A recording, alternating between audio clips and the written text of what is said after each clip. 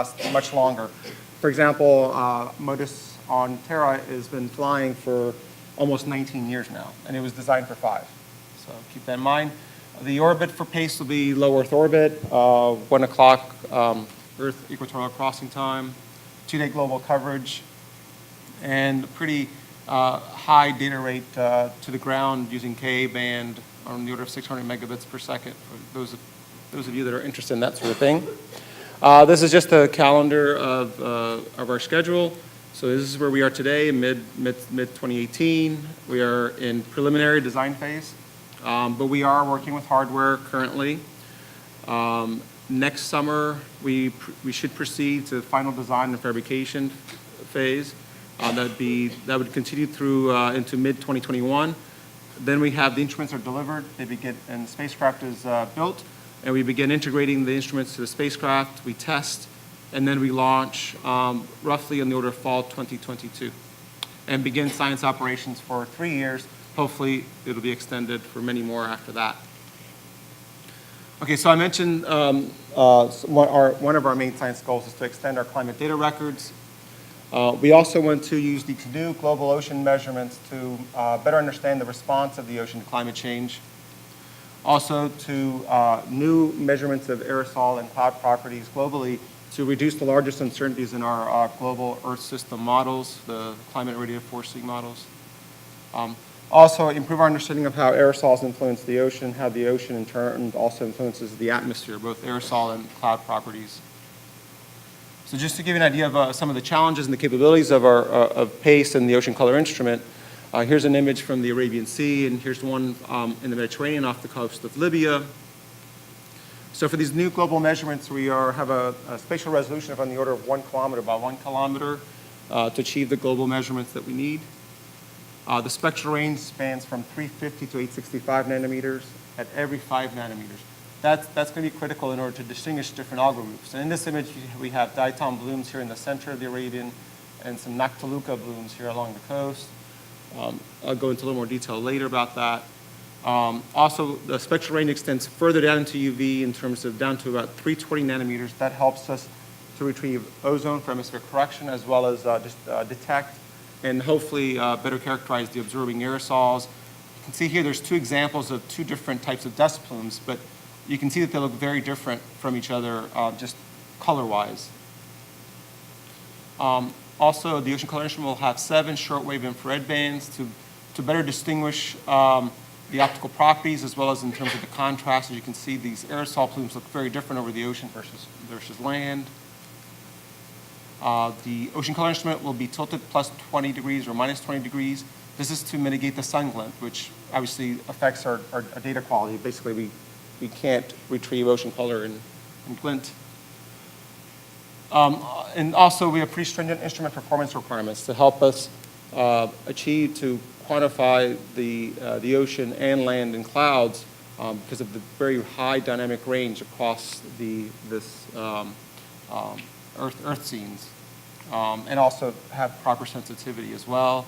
Also, we should have essentially no image striping in our images from PACE OCI.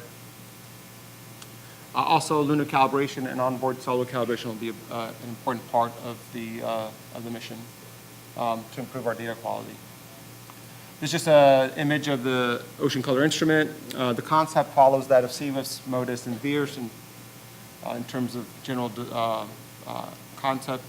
Has a cross-track rotating telescope with a fairly wide field of regard on the order of nearly 1,500 kilometers. There's 2 hyperspectral spectrographs, UV vis and vis near infrared. There's also the shortwave infrared bands are through fiber optics to filter spectrographs. And then the electronic boxes, solar calibration assembly here, star trackers for geolocation, and then these radiators and earth shields. Roughly 250 kilograms currently. The data rates are quite high, on the order of 13 up to 40 is possible, but we have other instruments on board the spacecraft as well.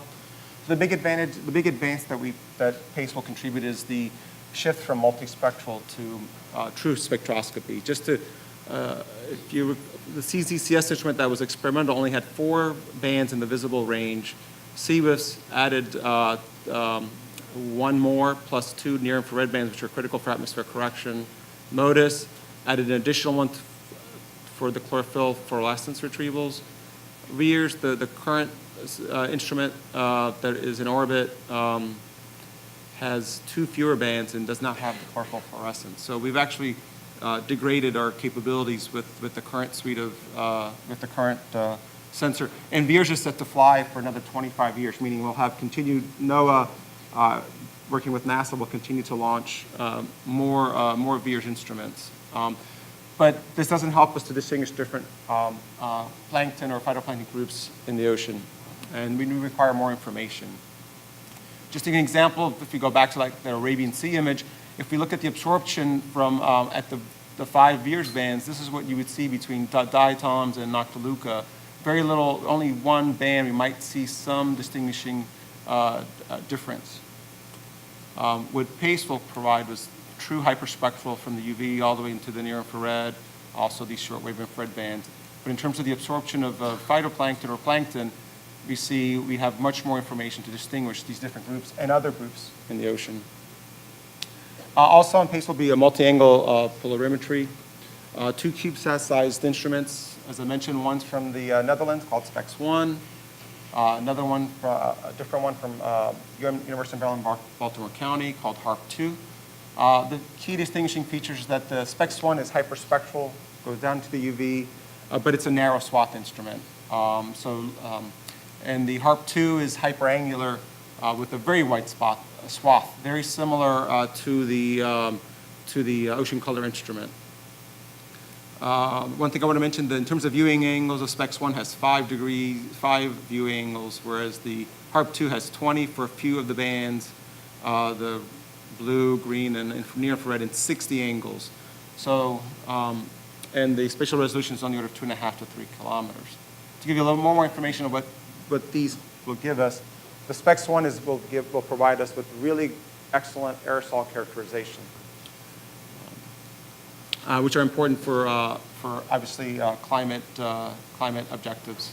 The HARP-2 will be excellent for cloud droplet size and ice particle shape, and it provides cloud retrieval capabilities much beyond the ocean color instrument.